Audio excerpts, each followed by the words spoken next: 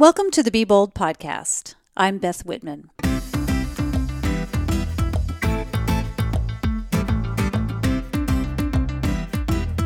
Happy holidays, everybody. It is still early in the month, and I already feel like the end of December is so close because there's always so much to do. Don't you feel that way? Maybe I'm the only one. I don't know. If we're not Facebook friends or you're not part of the Be Bold Facebook group, you might have missed that over the Thanksgiving weekend, I ran the Seattle Quadzilla. It's 4 marathons in 4 days. Yeah, 4 full marathons. That was 104.8 miles, give or take a little bit.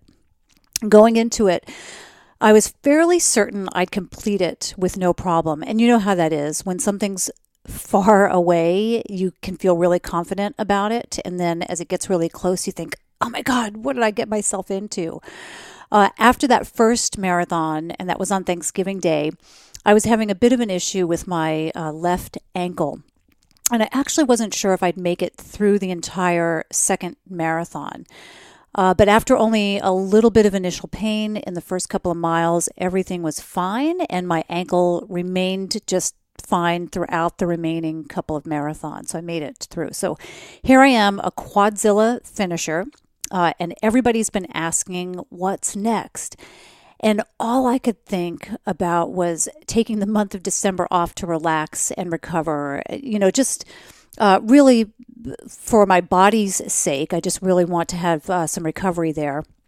But then I realized that I'm headed to Peru to climb Machu Picchu.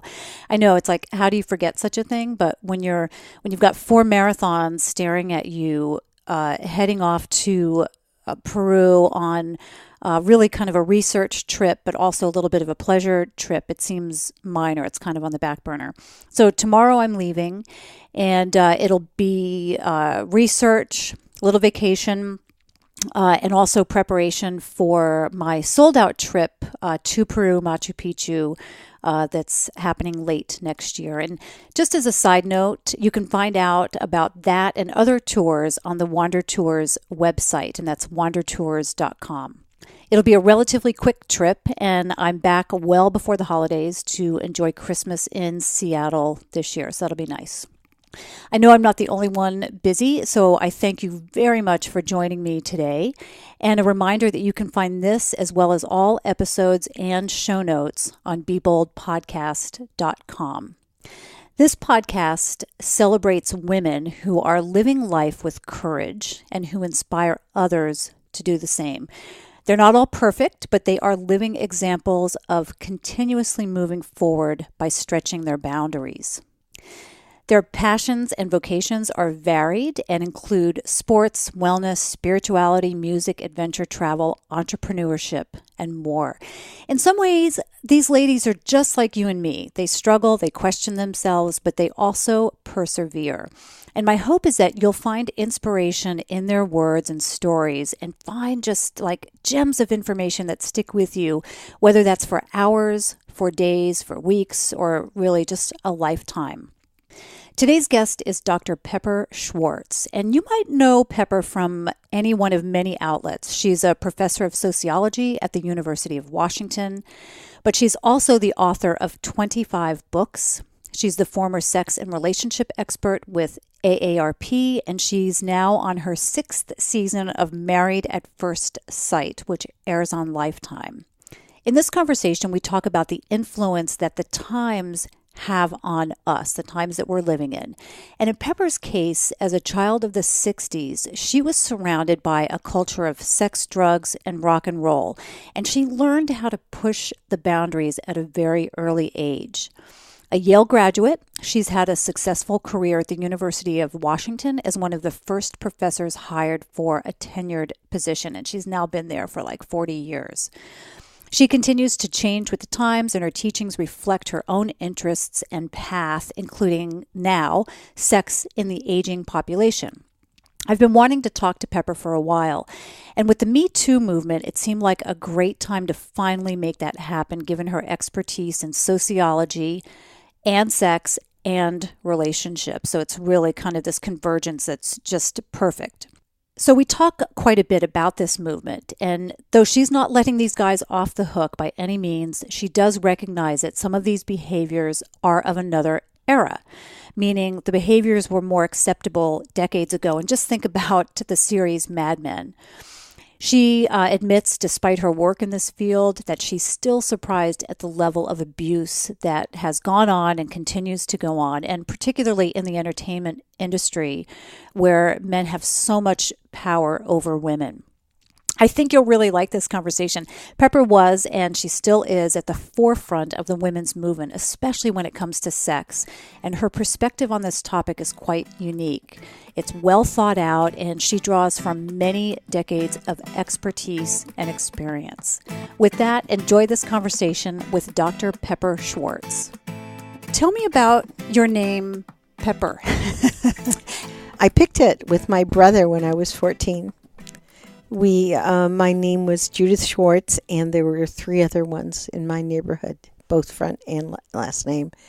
And so I was having a little mini identity crisis, and I said, I'm going away on this trip with people. I think this was a trip around the United States. Nobody knew me, and I thought, I'm going to try out a new name, and I want one that no one else is going to have. So we stayed up all night, and he threw out 10 zillion names, and he said Pepper, and I said, that's it. And he said I'm kidding. And not I said, Mary, yeah, not Joanne. Yeah. No, I was lucky it wasn't Buffy or something. I mean, I was looking for things that weren't from my culture, my neighborhood, my whatever. I wanted something different. And then I made my parents introduce me as this name on the trip, and then that was it. I came back to school and said, I'm Pepper now, and everybody said, give me a break. And so it took a long time, probably didn't really stick till I went to college. How did your parents feel about that? Oh, she'll get over it. Yeah.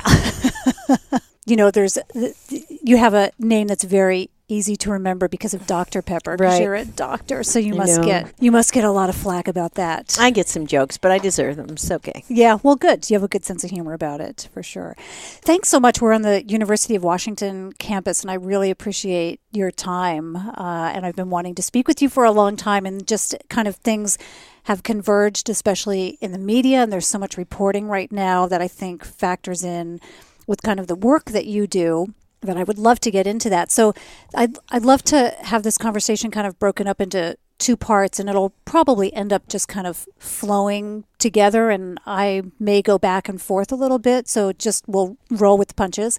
But I want to hear about your background and what it is exactly that you do, because I know you do a lot of things, and I'm sitting here in your office at the UW campus, and it is amazingly filled with books. So I know that you have an active mind, and you're doing all sorts of great things. But in addition to that, I want to talk about the current environment and what's going on sociologically. Yeah, sociologically. Thank you very much. The MeToo phenomenon, and really also what's going on with the outing of public figures, male figures predominantly, and kind of your take on that, because I find it really interesting, and it's been very interesting conversation between myself and my husband and many other people, and I think it's something that's really important that's going on right now. So first, if you could just talk about your background and what it is that brought you to the UW for so many years now. Well, I think we lecture about this in sociology, that there's periods and there's cohorts. And that sounds like a theory, but what it does is it organizes what time of history were you born in, and what age were you when you went through it. And was there anything about you that's tribal? In other words, that you're part of a group that has some coherence within it. So I was born in a post-war world, 1945. I think the most important thing about that was that it was a time of building and affluence for the middle class, unlike the time we have now. There was a chance to build a world that was different than the one that was leaving us after the war and after the cataclysmic conflict that entailed. So people could come back from the war, so you had parents who were thinking we escaped something terrible, and they had the ability to buy a house, and they had the ability to go to school. And so a baby boomer like myself was born into what was a much more positive environment than it would have been even a few years earlier. And in that affluence, girls were going to get a little bit more of a chance than we had had previously. The cohort I was in was sex, drugs, rock and roll. And that's an exaggeration because probably the majority of people actually didn't do any of those. Maybe they did rock and roll.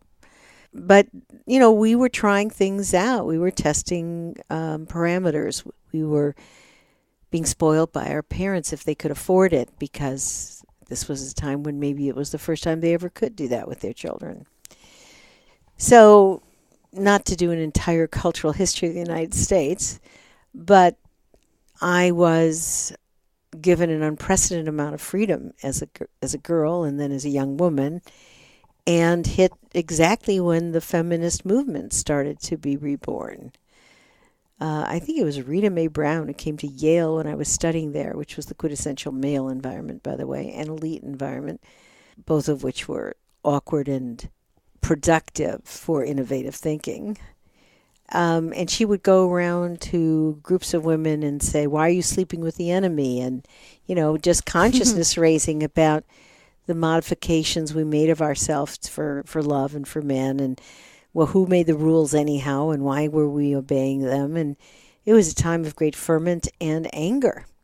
There's a very famous article about clicks where things just clicked in your head. Oh, I get it. It's not really about me. I'm being treated as a woman. It's not me. I didn't make a stupid suggestion. I just wasn't entitled to make any suggestion. Those kinds of realizations, which for women who came even 5 years later. What year was that? This would have been the end of the 60s. So 69, I was at Yale, 69, 70, 71. So at that time, you were having that recognition that I'm not being listened to because I'm a female? Yeah. And so you just spoke louder and harsher. On the other hand, you were taking on sexuality as a political act. And while I know we're going to talk about harassment and all those things later, it was also a time of sexual agency. I'm going to take what I want as a woman and screw you if you don't like it. And of course, there were men feeling the same way. So there was lots of grinding of gears going on there in terms of what was male or female behavior, what was right, what would profit women, what wouldn't. I mean, it was really trying to test yourself out in new waters. And when I went to Yale, I thought I was going to do the sociology of law. I was in a sociology program with a very good law school there that I could participate in. And in fact, my first published article was a law review article with a guy named Mark Tushnet, senior author. I thought maybe I wanted to be a divorce attorney because I didn't think women were getting a good deal. And I was pretty combative at that time. Big chip on my shoulder. But when I published that article, it was on parole officers. They kind of kicked the guts out of it. They needed a different thing in a law review article than they would in a sociology journal. And by that time, gender and sexuality and family and relationships became very clear to me were the core of people's life and hotly contested in terms of who is going to lead these things, how are they going to shape your life, what kind of equality or non-equality did you have in terms of personal life, and why that was so critical to everything else you wanted to accomplish. So it was a time of emotional interior ferment as well as exterior ferment. Civil rights movement was going on when I was at Yale. They had chained, I think, forget the civil rights activist. It wasn't Bobby Seals. Anyhow, it was someone to a chair. It was in the Crosby, Still and Nash song. It shaped me in a way that I would not have been shaped in a different period of time. So it's not, people sometimes think everything is a personality. No, it's personality plus opportunity plus consequence plus, opening up frames for you to think in or creating new frames to think in. So that's very critical in terms of who I am and what I became and what I concentrated on and why I always wanted to write, but part of it was I always had something I wanted to write about. So that shaped me. And then when I came on the job market, this was the opening door, not as wide as it should have been. It was the opening door for women to get jobs. When I and another woman came to UW and got offered these jobs, I got it offered at sight unseen. We were the first ladder appointments in the history of this department. The first two women, they had women here before, but they gave them, untenurable slots so they couldn't make a career out of it. They could teach until they were told to go. So everything was new about trying to be your own woman and getting a hold of terra firma in whatever you wanted to call terra firma. Are you from Seattle? No, I grew up in Chicago. Went to undergraduate school at Washington University in St. Louis, then went to graduate school at Yale, and then came here. So I've been in Seattle a very long time, but it wasn't home. So you moved here, got the position at the UW, and at that time you said there were other women, but not in the same, you called it a ladder? Ladder position. There was a woman here teaching for temporary hire. Okay, teach a course or teach for a year, but it's a year-to-year contract or it's a course-to-course contract. She was the only woman doing even that. A ladder position is where you enter a slot that can be tenured if you earn it. And that just wasn't available to most women until my generation of women. There were a few exceptions, but you could, for example, at Yale, I could tell you how many women professors were in that university in any department because that's how few there were. You had said that your work and kind of your path was a confluence of not only your personality, but kind of a sign of the times. But there are other women who didn't choose that path, who probably found that path too difficult or not interesting. What was it about it for you that you thought, yeah, I could probably carve out this path for myself? Because I think what happens a lot of times, especially for women, is that we don't make a move forward until there's a leader, until there's another woman ahead of us. And then we say, oh, look, she did that. I imagine that now that I can do that. But you were a leader in terms of that. So what was it about you that you had the gumption to think, yeah, I think this is something that I can do on my own. There's no mentor ahead of me, but I can do it. Well, a couple things. One is I had an interesting family, which was a combination of a lot of love, which I think makes you think you're pretty good, It's important. I think somebody thinks you're just wonderful, helps you think you're just wonderful, right? And it makes you be wonderful, too. Helps you do that. On the other hand, I also had hypercritical parents. And, you couldn't do anything good enough, If you had all A's, why weren't they A pluses? And so part of it was this yin and yang of lots of stroking and lots of criticism, which makes you both think you're good and then make you worry you're not good enough and really just keep trying for approval that way. But that was just part of it. Secondly, I had an authoritarian dad and a much beloved mom, and he was a good guy, but he was very boorish with her from time to time. And I just swore to myself I would never be in that position. The same as your mom, you wouldn't be in that position. No. I mean, she loved him. There were many good things about that marriage, but I was not going to have someone tell me what I could buy or not buy, or that I was stupid if I got said something he didn't agree with. That just was not going to happen. And so my father was a big motivator for being an independent woman. And things were changing just enough so you thought you could, right? So there was that. And then the odd thing was I think I had a really strong sex drive. I don't think I did. I know I did. And, and I skeetered along the edge of the double standard, kind of like, oh, I'm doing things that I want to try and get away with because otherwise you get a bad reputation. That's not a good thing, but screw that. I want to do this. So, for example, I would become president of my sorority. So I was a quote unquote above reproach, but I'd do everything that was absolutely reproachable. Even at that time? Oh, yeah. So I got interested in, sexuality because I wanted to justify my own sense of wanting to live it my way, which was pretty male, by the way standards were at the time. Mm-hmm. Because you were experimenting and... I was very much into recreational sex. I mean, this is fine. I don't have to love you. And there wasn't a space for that. And it's not like I didn't have boyfriends and, strong relationships and have my heart broken up and down like other women did. But bottom line was I wanted to see why the parameters were laid out as they were. Now, I remember when I was interested in this stuff and I was already writing about it, and my first book was written even while I was a graduate student.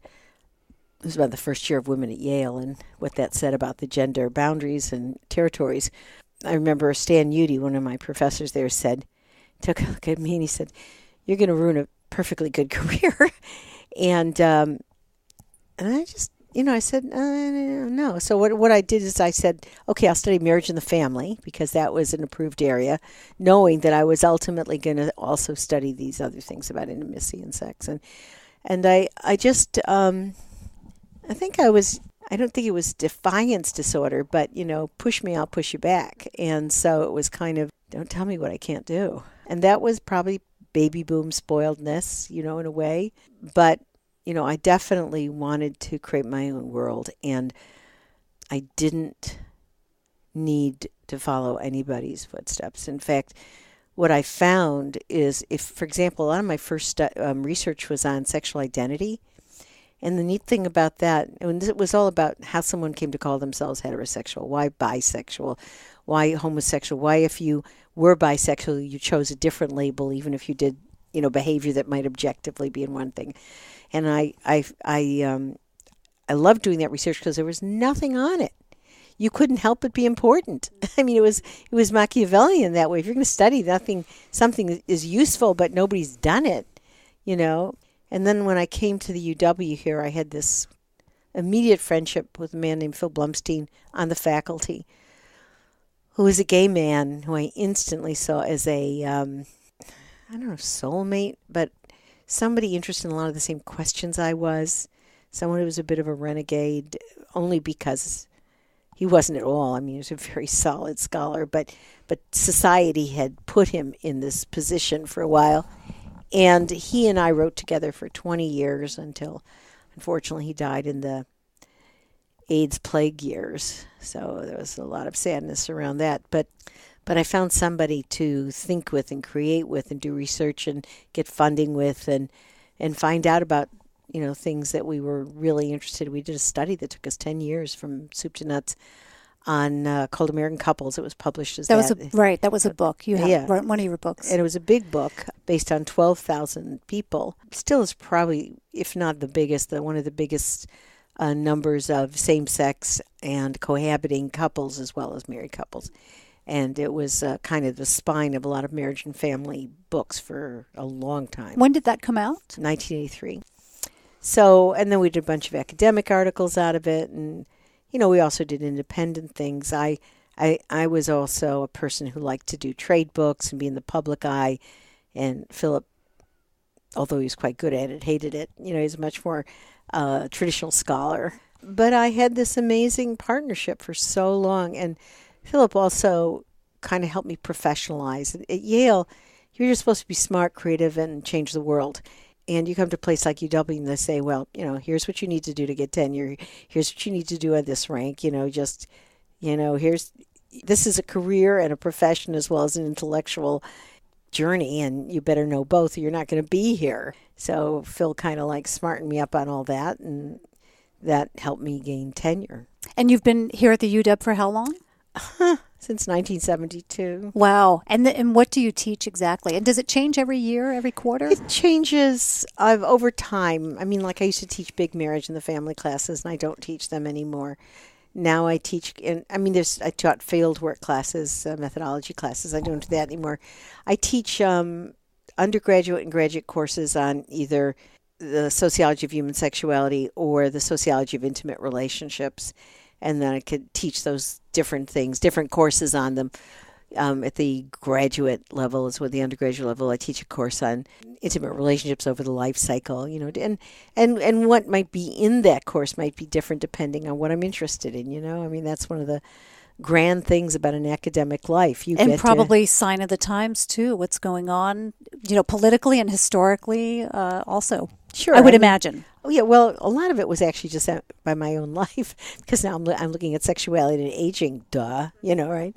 But also I would write books what was happening in my personal life. I remember when my daughter was this truculent 13-year-old. I couldn't get her to talk. I wrote a book which was just questions to bring, out your child to ask you, and then you would ask them, or I wrote a book, 10 Talks to Have with Your Kids about Sex and Character. And I mean, as I was observing things in the world, I was also writing about them, particularly sometimes when I needed something that wasn't there, well, I'd write it.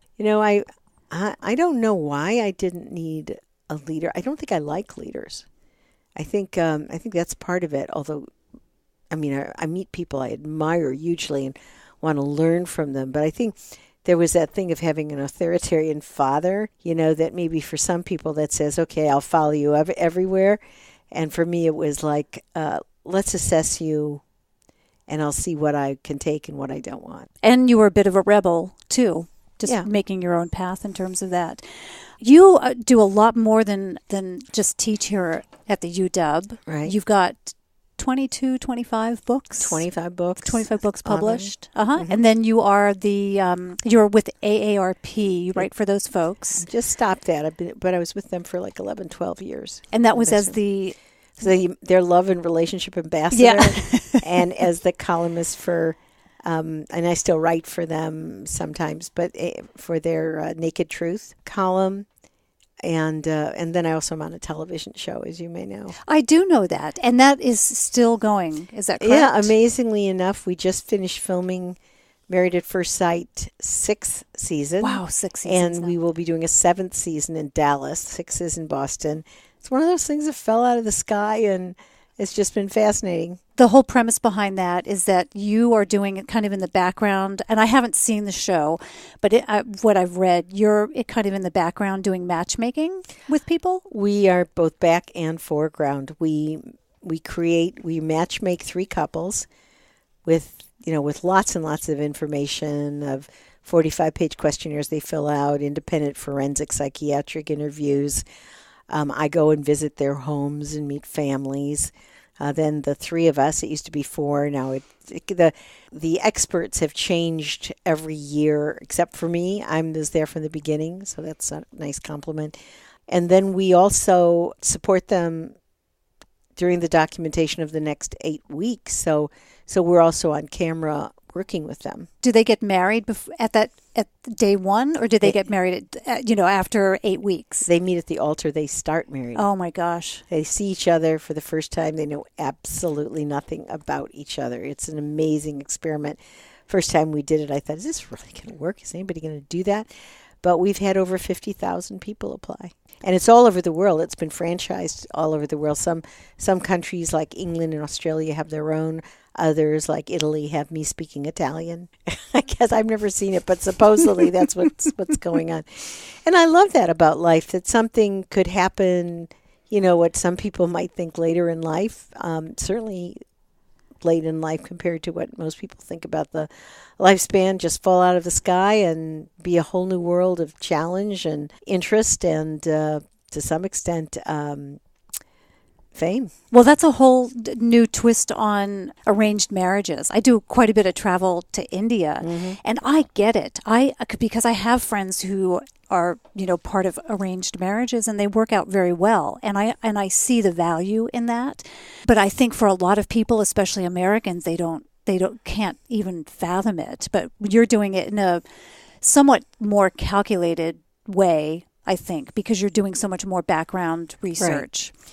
And we do use a lot of behavioral science, psychology, and sociology to shape a lot of our decisions. On the other hand, remember, these are people who are doing it because they haven't been able to find it themselves.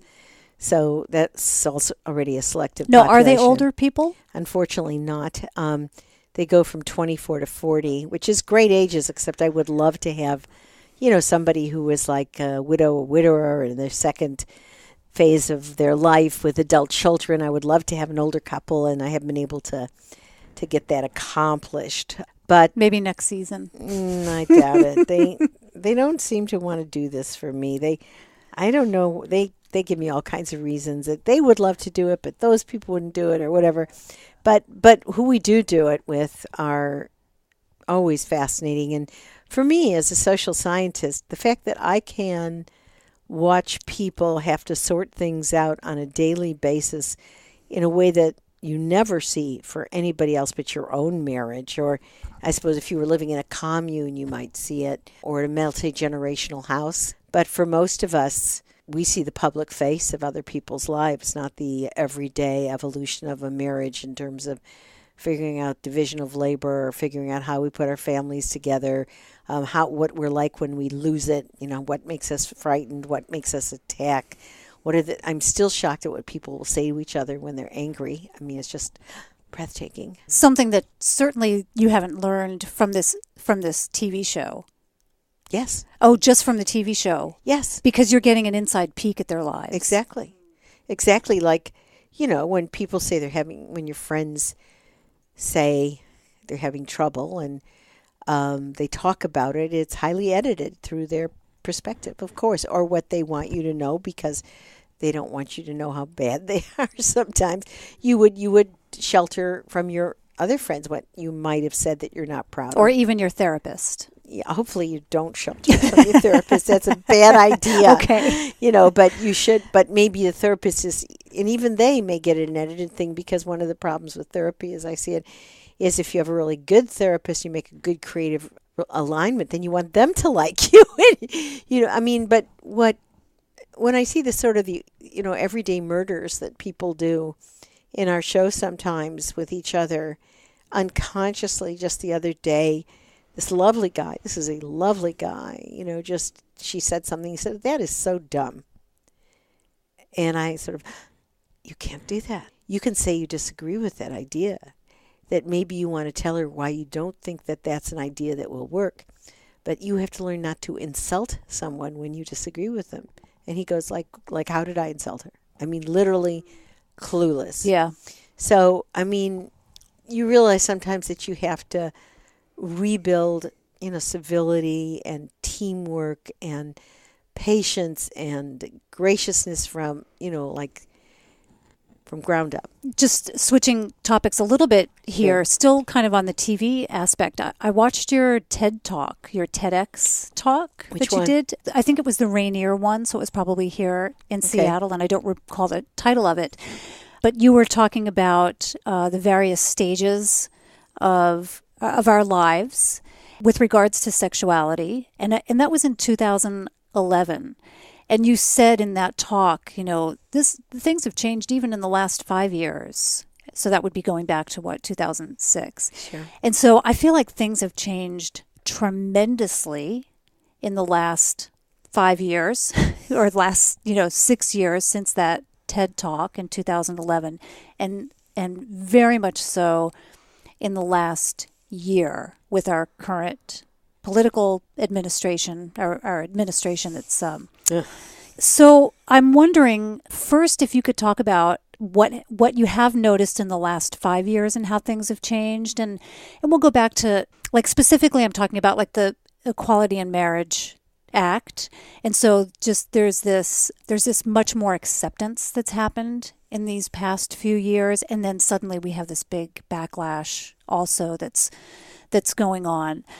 So what, in your experience, what have you observed from your perspective?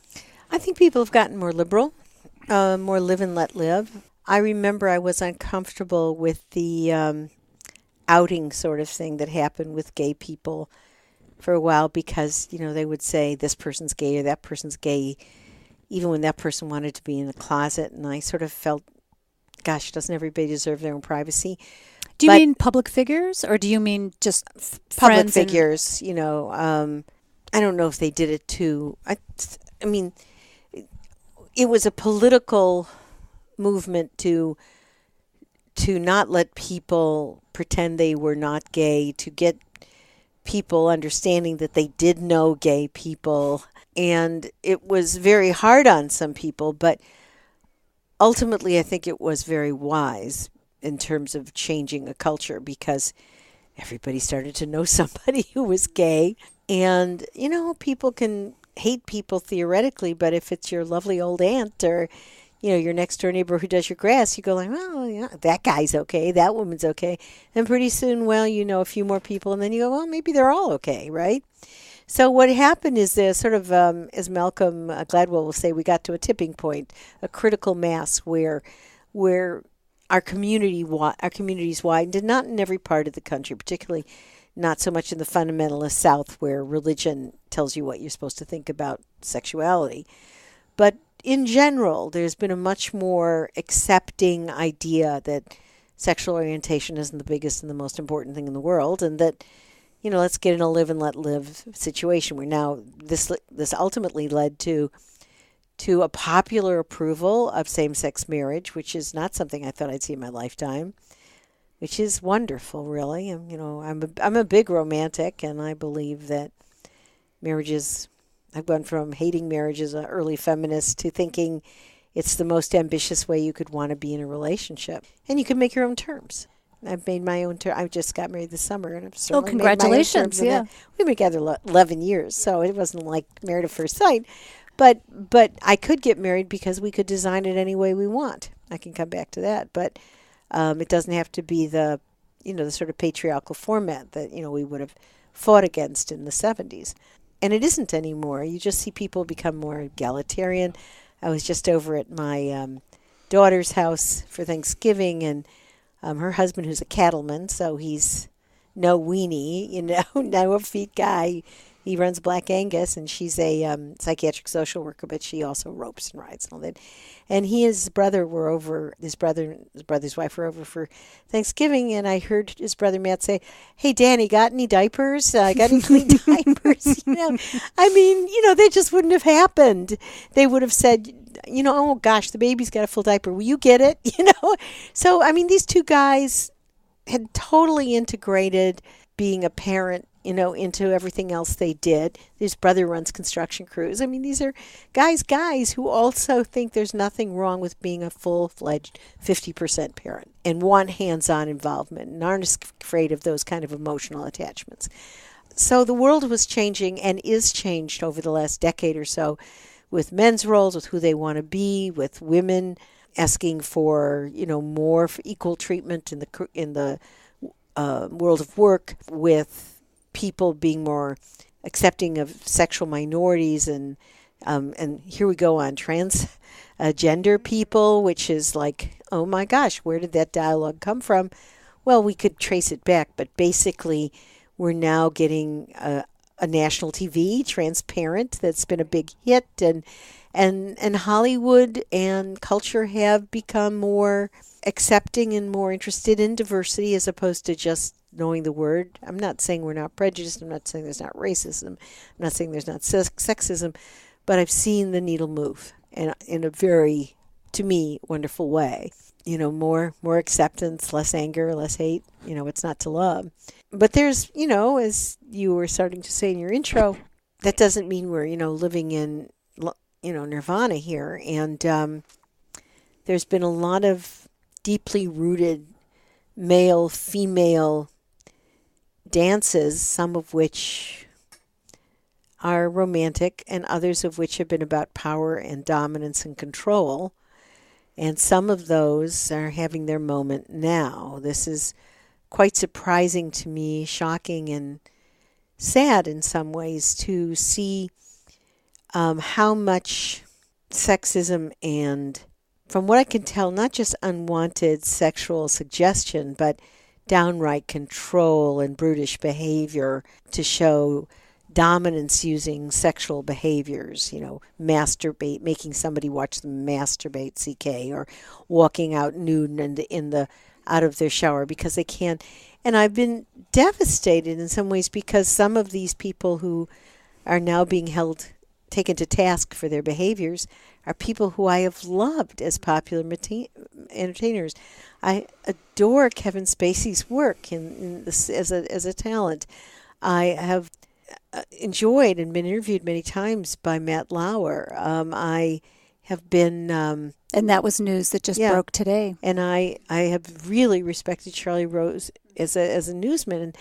And to realize that these guys were trapped in a kind of classic sexism that they exerted. Now, I don't want to say all of it's as said. I mean, I'm a big believer in justice and due process. I'm assuming that most of these accusations have weight and truth because there's been so many women. But I also want to hesitate that maybe not all of them have. You kind of have to see how it... I make a distinction in my own. Everybody has their own moral standard.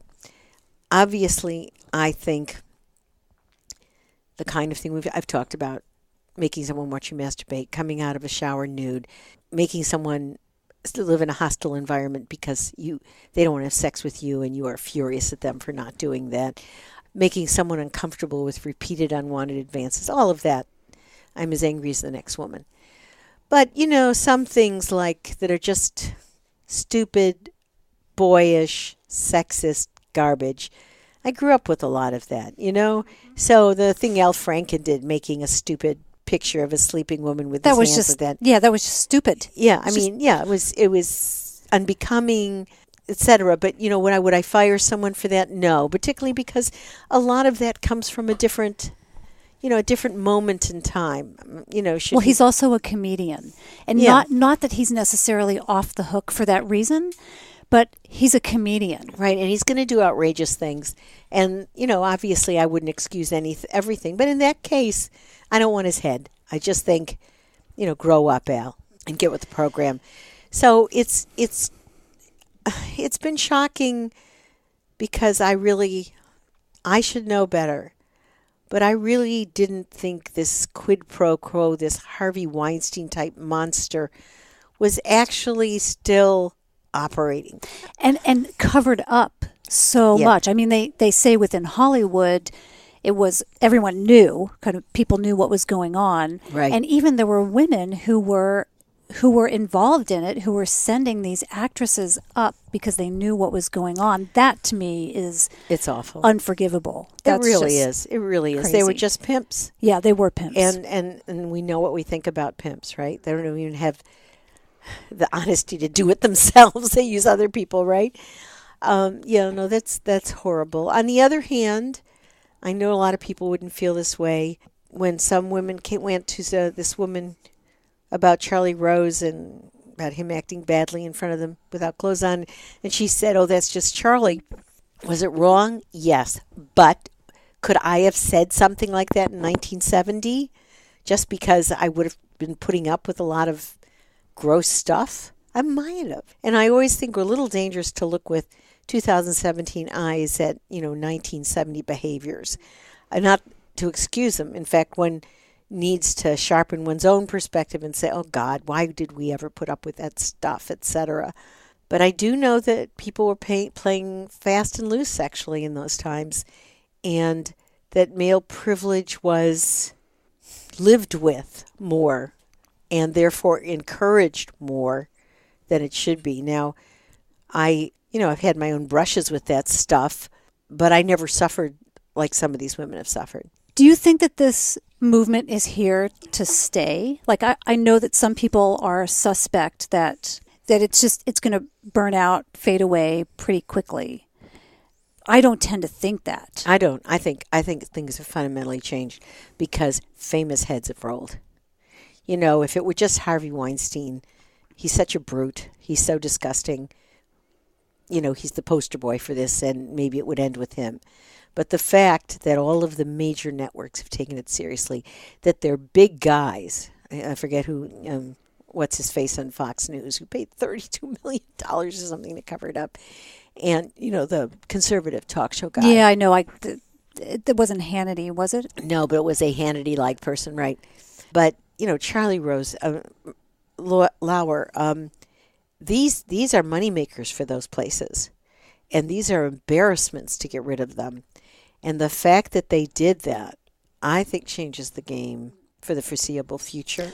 Yeah, I agree. I think what will happen is if a woman goes to a company, to the HR department and complains and nothing happens, I think that now companies are hedging themselves against that kind of future lawsuit. So that's why, that's probably the biggest reason why I think it will change, is because companies don't want to be sued. Like Amazon got rid of their guy who I think it was head of the video streaming department because he had allegations against him. And I thought, well, if they didn't get rid of him, there was probably something in his HR background. If they didn't get rid of him, they're just setting themselves up for a lawsuit. That's just a guess on my part, but I think that's kind of, I think a lot of companies are behaving out of that fear. I think that's a big part of it. And I think that will be it. It's just that, it's a question of how far the pendulum swings.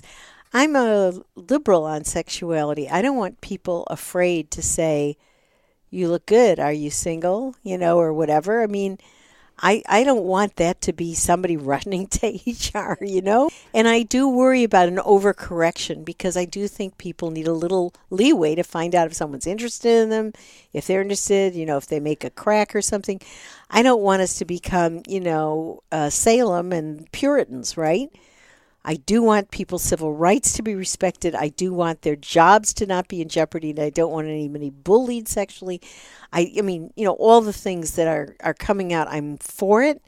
But I remember once, many years ago, I took a year and a half off from being a professor and I worked with the provost. So I stayed at the level of, I decided during that time not to be in an administration. I didn't want to do it, but I want to take a look at it. And there was a situation, if I remember correctly, that I don't know if the guy got fired or what the outcome was, but he had his own cubicle and he had a nude picture up in this cubicle. And somebody who worked in the area reported him for making a hostile work environment because he had this picture. And to me, that brought up my ACLU part of me, like, let him watch his goddamn picture. I don't care. It doesn't, I suppose it could have been violent in some way that maybe would have upset me.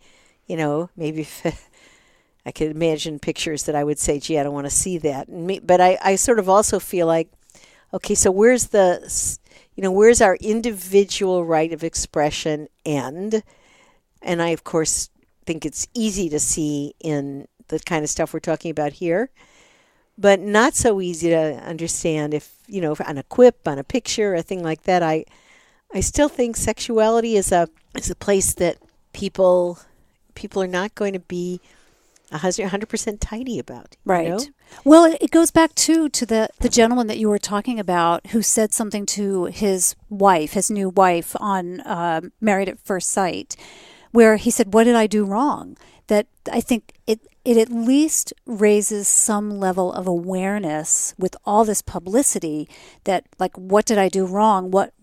How might have I insulted someone in the past, and how can I change my behavior? So maybe that's one of the good things out of it, is that even if it's seemingly innocuous, it may not be so innocuous to the woman. And these men can kind of look at their behavior. Hey, one of the things that I saw today just on the headline was, I think there were, something like 130 allegations against massage therapists at Massage Envy, which is a chain. I don't know if you know what that is, but I do know. Yeah. So there were 130 allegations, I guess, across the country of sexual assault by the massage therapists. And these were really explicit things that had been done to these women. I mean, like, not just a maybe not so innocent touch of the breast. I'm talking really physical things. And the thing that got me... goodness. Yeah, the thing that got me about it is, if that had happened to me anywhere, I would have screamed.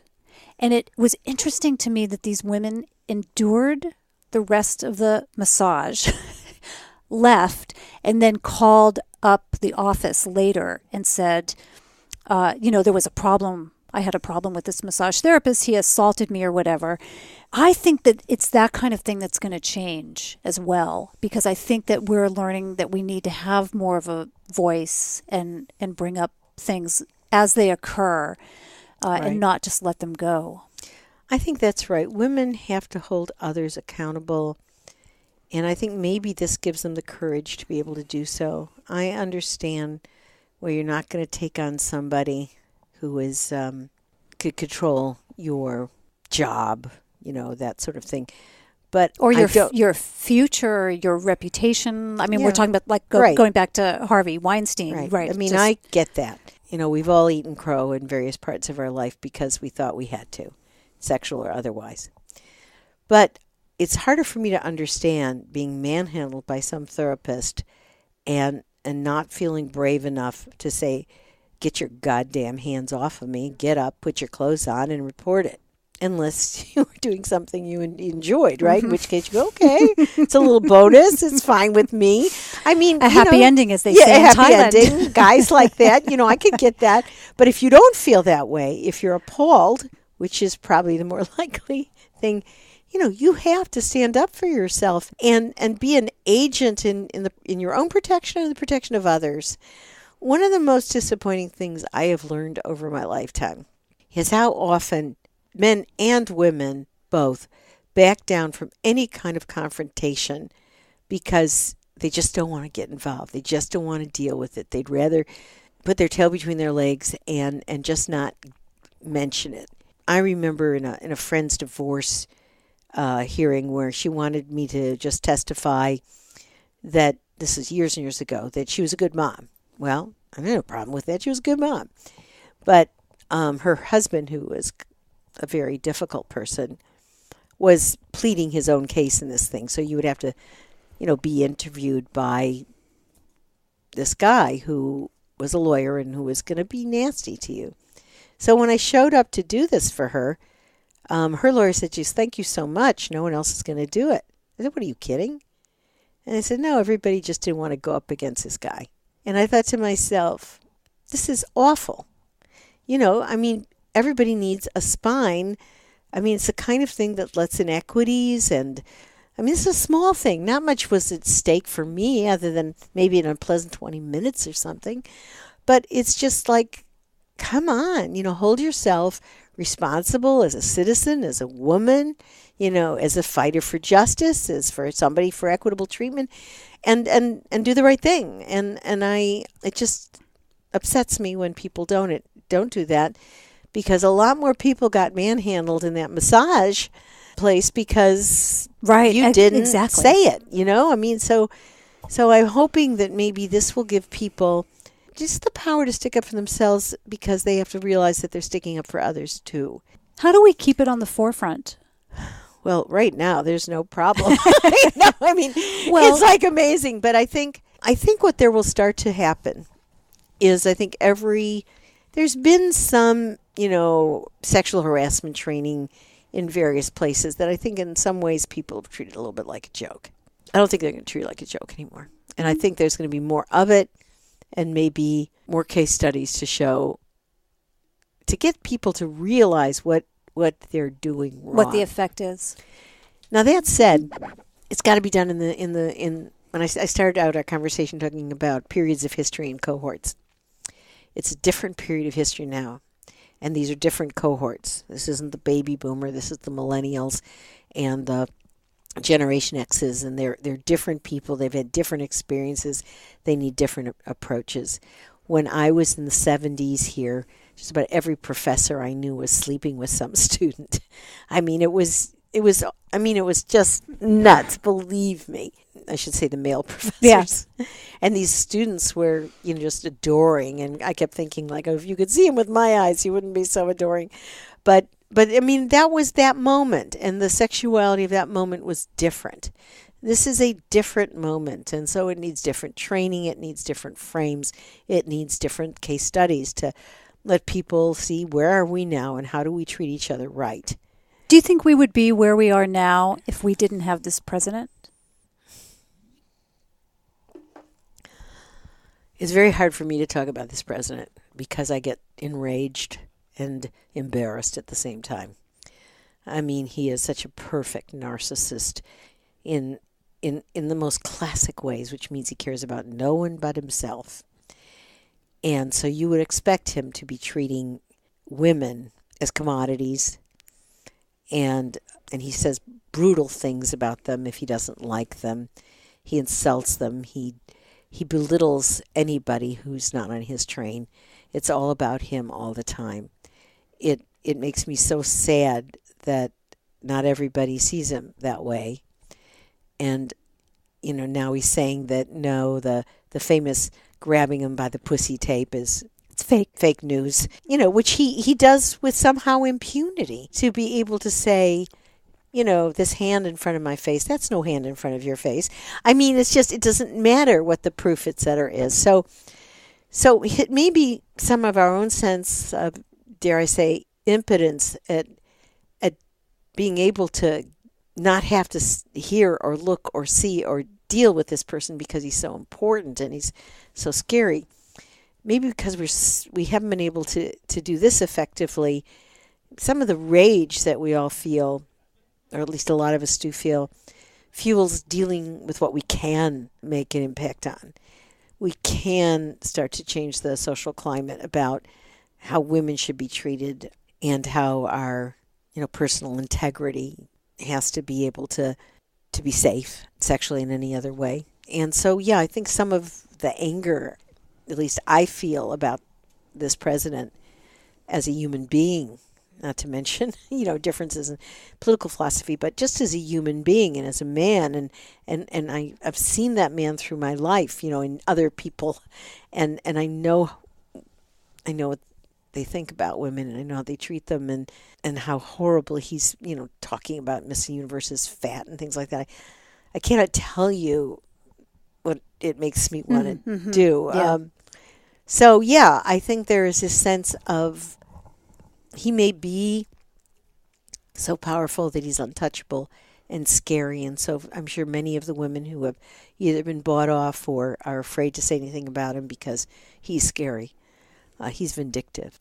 We can take those angers and that mission elsewhere and deal with it in the general culture, even if we can't deal with him. And I was just thinking, when you talk about kind of at this time in history, also social media, I think that plays a big, I'm not a huge advocate of social media. I do think it does a lot of harm. However, it really helped the movement, the MeToo movement, take off. It does. I just worry about social media as a mob.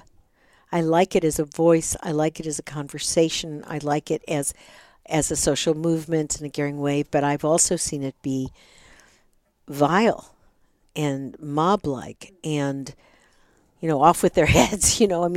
I believe in the rule of law. And I do also believe that we need very good journalism and very good investigative procedures to make sure that people are not unfairly accused and not beleaguered and bullied. And I think we're seeing an increase in that as well. Yeah. And also, just in the last year, I think that the quality of journalism and the finances and the money that's going into journalism has increased where it was on the on the skids. Yeah, it sure was. Yeah. So I think so that's great. It's really great because I don't think I've changed, but the importance to democracy of a free press has never been more clear. Thank goodness for journalists. I'm aware that we have a little bit of a time constraint here, but I have a couple of other questions to ask. So much of the women that I kind of work with, and probably the demographic of the women who listen to podcasts is probably a bit younger, but I come in contact with a lot of women who are generally between the ages of 45 and 65. And I do a lot of travel and I lead tours and do all these great things and really encourage women to get out there and be bold and spread their wings. And oftentimes I come across women who are in a relationship but find it hard to either approach their husband or partner about wanting to take some time off and take a trip or just do something independently. What kind of feedback or what kind of advice would you provide a woman who maybe has either been in a relationship for a short time or she's been in a relationship for 30 years and she's trying to spread her wings? What I would say is if you have a conversation about love with your partner and what is love. And to me, one of the things love is allowing your partner to be all they can be and to try and help them be happy. And I would put it in the context of love. I know you love me, unless you don't think they do, in which case you've got another issue. But if you think they do, you talk about, what it feels like to you. When do you feel most loved and what do you need to be loved? And to try and think about what the mix of individuality and togetherness, and to put it in this larger sculpting of your life, and not as an individual demand or a submissive could I, would you let, but get that out of the language and put it back into how do we craft a good life together, giving each other what makes each other happy. And I think I think that's a way to talk about it without it being threatening or someone feeling pushed or not understanding why somebody would want to be away from them.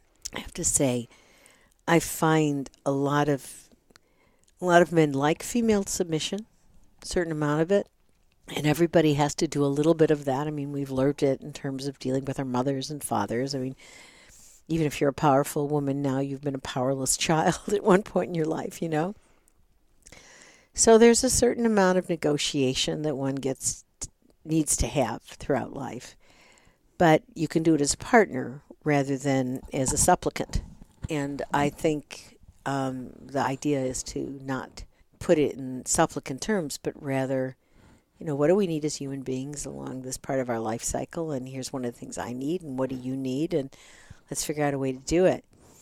Now, I live a very unconventional life because I never, as I started out, ever wanted to be in a supplicant role. But that doesn't mean I couldn't find men who would love me and who would work with me on these things. And so even though, for example, I'm married now and I've been with this guy, my husband now, for 11 years, we do not live in the same house because I love my house. He loves his house. And so we go back and forth. We never know where I always say I'm sleeping around. I never know where I'm going to be sleeping, my house or his house or whatever. Now, that's atypical, but why not? Now, what's amazing to me is a lot of women say, oh, God, I wish I could do that. Well, it's not ideal. I mean, we miss each other. I think ideally, But there's nothing wrong with that. But no. I mean, this is the way we can do what we want to do without costing the relationship regret or an ill fit. He's a water guy, wants to be in the water. I'm a mountain girl. I want to be in the mountains. I mean, there's lots of things, and we go like, well, why? That's something that isn't broke. Let's take its problems. Its problems is maybe you don't see each other all the time when you'd want to. I mean, we're not looking for space. We're looking for just liking the places we love. But I just bring that up to say, why shouldn't everything be in play? Why are people less creative, less negotiating, less thoughtful than they could be about putting together a package that made life really good for them in whatever individual ways they need to craft it? And if that's going off into Bhutan with a wonderful leader and a group of women for 2 weeks or something, what is it in the grand scheme of things except just a wonderful contribution to happiness and adventure and self-discovery? And I just think that partners just need to feel secure enough to innovate. I mean, maybe his deal is to, go to an ashram for X amount of time or go to baseball camp. I don't know what it is. But again, I think we need to have generosity of spirit for the people we say we love, which is to give them some of what they need or as much of what they need as we can afford and can do. So it's, I think it's spreading their wings. I don't think that's where I'd put it, even though that's kind of what it is. I would say it's, what are my deepest dreams and desires, and how can I empower them, and how can I empower yours? That's beautiful. Oh, it really is beautiful, and I think it's a great place to end this too. One more question. This is the Be Bold podcast. So tell me what it means to you to be bold. What it means to be bold for me is to act in a way that I like and am proud of myself. And if I feel I am doing the right thing, or the brave thing, or the exciting thing, or the necessary thing, I'm proud of myself. It makes me happy. And if I'm not bold, if I'm doing that from a lack of conviction or fear, those aren't good emotions to live with. So bold is a good way to go through the world. It is. What's your next bold move? I don't know if I have the answer for that. the way of life. Every day is bold. Yeah. Is it? Yeah. Do you feel that? You get up out of bed and you feel like it's going to be an A day, as I say? I'm A plus? I'm an optimistic person. If I wake up on the proverbial wrong side of the bed, I'm always surprised. Like, what's this? But I think, every day you should go after a good day. And it may require some bold decisions, or it may not, but that's always at the ready, I don't think it's like I have to strap on equipment for a bold day, There are areas I'm not bold in, you were talking about all these marathons you run. Oh, God, no can do. It's not what I own. And I don't confuse bold with brave. I'm brave about some things and not others. But as I say, as an approach to life of an embrace rather than a withdrawal of asking a lot of life rather than not asking enough. That's the way I see life. Wonderful. Thanks so much. I really appreciate your time. This is great coming up here, and I love just walking through the campus. It's its own world, isn't it? Yeah, it sure is. So thanks again, and hopefully we can come back and have a chat in the future because there's a lot to talk about. Yeah, there was. It was really fun. It was much more philosophical than I expected it to be. Good. Thanks, Pepper. Boy, there is so much more to be said about this topic, isn't there? Specifically with the MeToo movement and all of the allegations that continue to come out. I've been joking that there are probably a lot of bank accounts getting drained right now as men pay off women to keep their mouths shut. These guys who are making millions of dollars a year are losing their jobs over this. I'm sure there are many cases that we're not even hearing about where they're scrambling to keep their reputations intact by making these allegations go away. But I'm also sure it's not the last we're going to be hearing of these stories. I'm sure many more are going to come out. And I have no doubt that this is a game changer for our future. A reminder that if you like what you hear, please subscribe to this podcast in iTunes, Stitcher, or Google Play. And please do share this episode with anyone whom you think might enjoy it. Post it to social media, send it to someone in an email or text. Just help me get the word out. You can find out more about me by visiting wanderlustandlipstick.com, and you'll find show notes and all of my podcast episodes on beboldpodcast.com. If you feel like being bold yourself, why not join me on one of my tours? Right now I've got spots available on Tanzania, and that includes a safari and Kilimanjaro trek, Papua New Guinea, as well as culinary tours to Santa Fe, New Orleans, and Seattle. And you'll find all of those on wandertours.com. If you'd like to connect with me, you can friend me on Facebook, and I'm WanderGal on Instagram. Sign up for my newsletter on the Wanderlust and Lipstick site, and you'll receive a series of tips for making your travels safer. Thank you for joining me for another episode of the Be Bold podcast. Until next time, be bold.